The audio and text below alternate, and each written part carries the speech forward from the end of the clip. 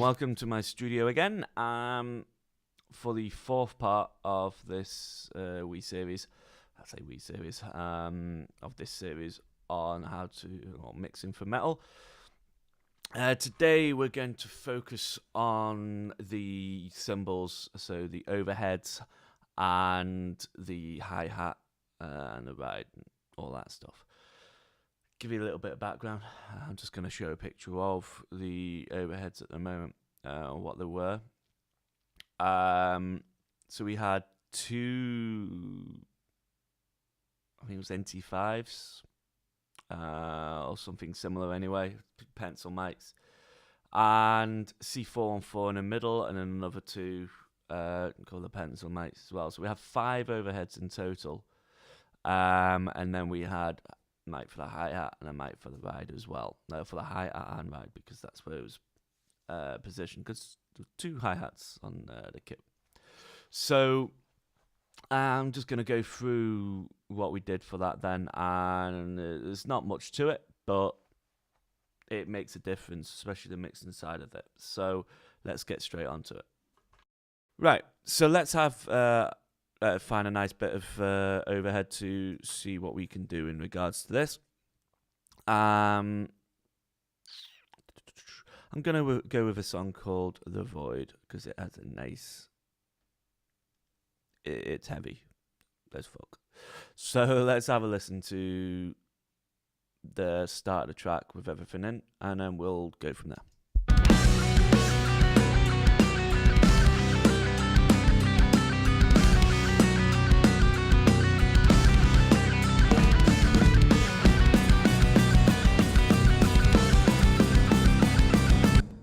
So there we have it. So we've got the ride cymbal, we've got the hi-hat there, and we've got cymbals and everything as well. So let's just solo the overheads of the cymbals, and so there you go. Good level and a good sound to it. Let's just take off all the plugins for now so we can listen to that. So, sorry. Right, so what we have is just EQ to kind of brighten it up, take away some of the low end, and then brighten up the high end, and compression as well. I use the Pro Tools channel strip on this. I thought this was the best compressor for it. It's an easy compressor to use. Obviously, you've got this diagram here, and as you can see, when you play it, there's not too much gain reduction on there.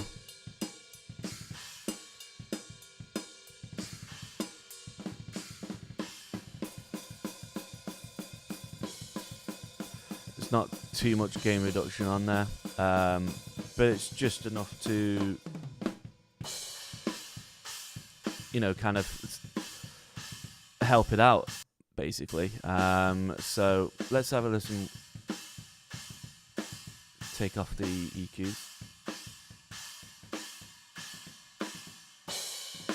So there you can see the low end has really gone away.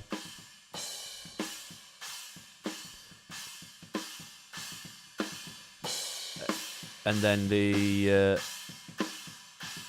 compressor there brings it out more, gives it a more tighter sound.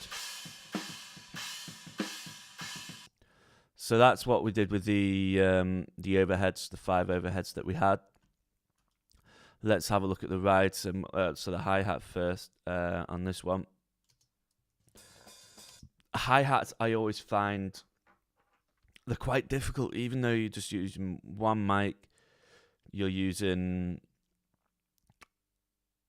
It depends on what mic you use, but I always find it quite difficult because... Obviously, they're so prominent, especially when you're playing open hi-hats. They're so prominent, come through the other, all the other overheads. The position of the spill is just so much. Obviously, it can spill into the snare mic if you haven't got that position greatly. And then the snare can spill into the hi-hat. So there's a number of ways when recording to do it. So what I've done is I've just added an EQ in this. I haven't done anything else, just EQ. And obviously not taking out any of the low end, but I brought in a high end for it. And then you just need to find that happy medium. There, it's too strong. You need to find that happy medium where it best fits.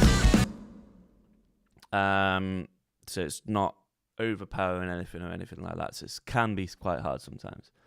Ride cymbal. Now, the problem with this is the complete opposite with the hi-hat. You want it to be prominent, but sometimes it just doesn't have the power that it needs to. So you need to give it a helping hand. So let's find a bit. Well, this bit has the ride cymbal in it.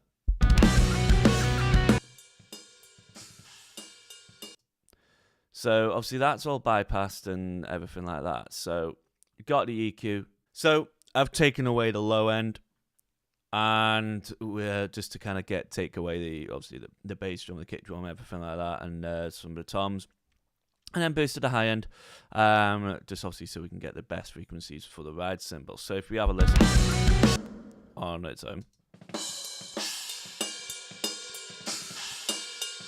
so there you see the difference that it makes. Boring, boring, boring. Nice. Brings it alive, which is nice. And then we've got the compressor here. Again, just doing the same thing, kind of tightening it up and bringing it out. So if we bring it all in.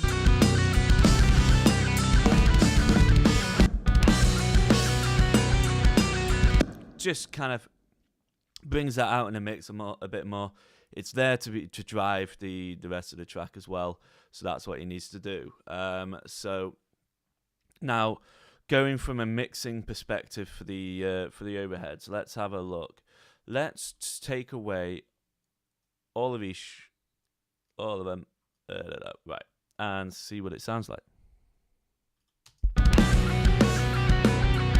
There's nothing there. Not great. Bring it in.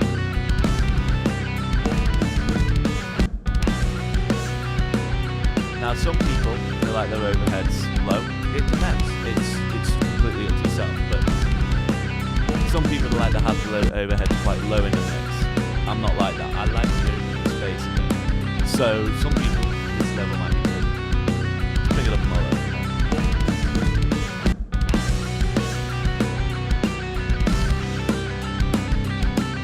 Let's go for a bit where we've got it's driven by the overhead. Take out the actual track.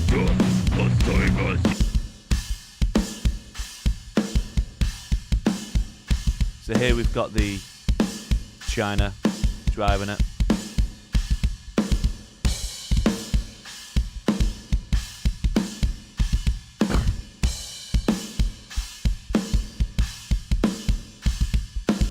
So there we've got the China driving it.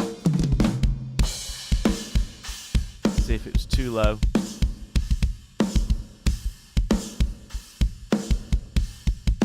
just wouldn't come across. So like that's pretty good. And now let's go to the bit with the hi-hat, and let's bring in the hi-hat.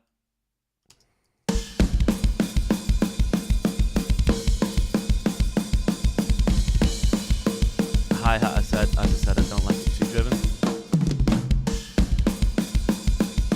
Let's go with a bit with the ride.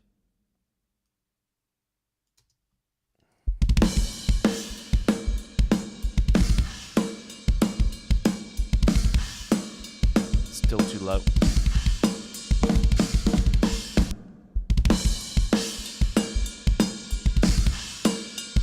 Yeah, I like that. Good.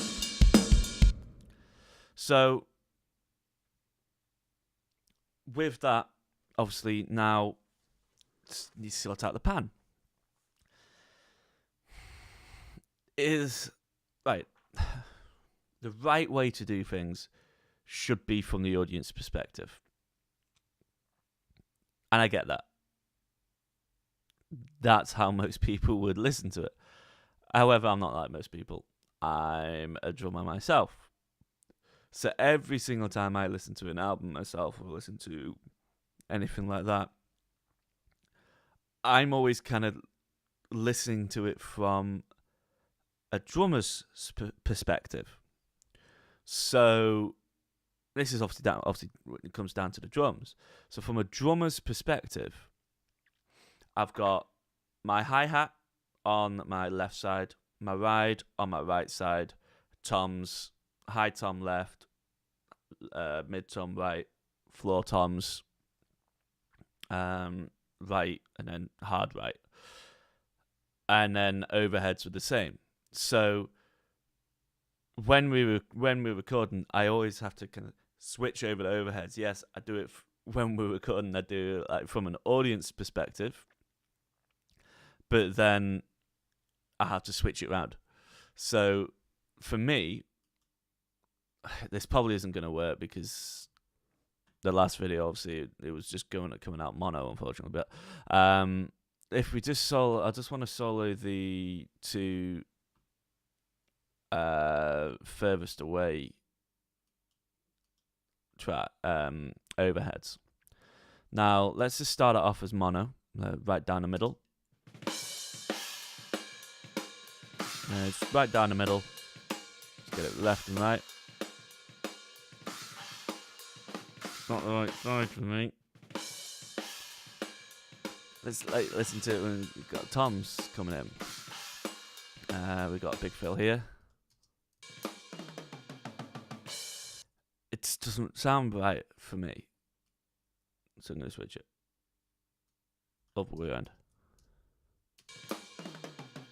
That's better.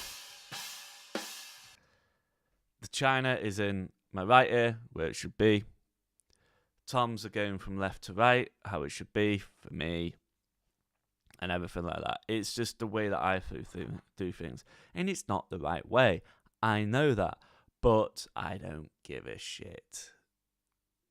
I'll do it my way. That's what makes me unique. That's my USP, basically, my unique selling point.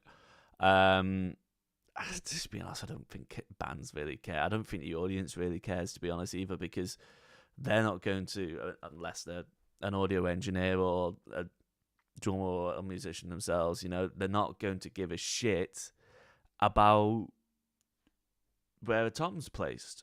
Yes, it would stereo effect, blah blah blah blah, but they're not gonna care if it's in the left ear or the right ear. So I'll do it my own way because they're not gonna care about that. So that's just the way that I see things. Now because we had 5 overheads, obviously I had to pan these separately. Usually, if I just had the 2 normal overheads, I'd do it hard left, hard right. These ones I had to think of a different way. So I've got front overhead, rear overheads on the like hard right and hard left. Then I've got my near field overheads halfway, so it's 50% left and right. And then I've got, obviously, we had a center overhead, so obviously that's just right down the center, and that was a C4-4. And then hi-hat and ride is hard left, hard right as well. So let's have a listen then to the whole thing with it like that.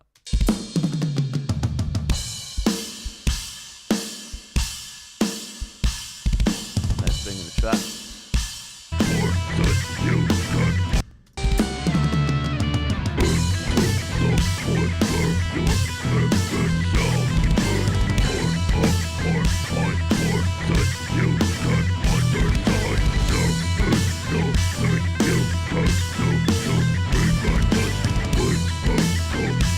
So yeah, there we go. So that's just the way that I do things with the overheads. So thanks for watching. Please subscribe. Please like the video. Next up, it will just be kind of looking at the whole the drums as a whole, essentially, and how that was mixed into the track, and everything else I put on top of that to kind of let it gel together, let the drums gel together. So watch out for that. As I said, like, subscribe so you can get a notification when that video comes, and enjoy the rest of your day. Yeah. See you later.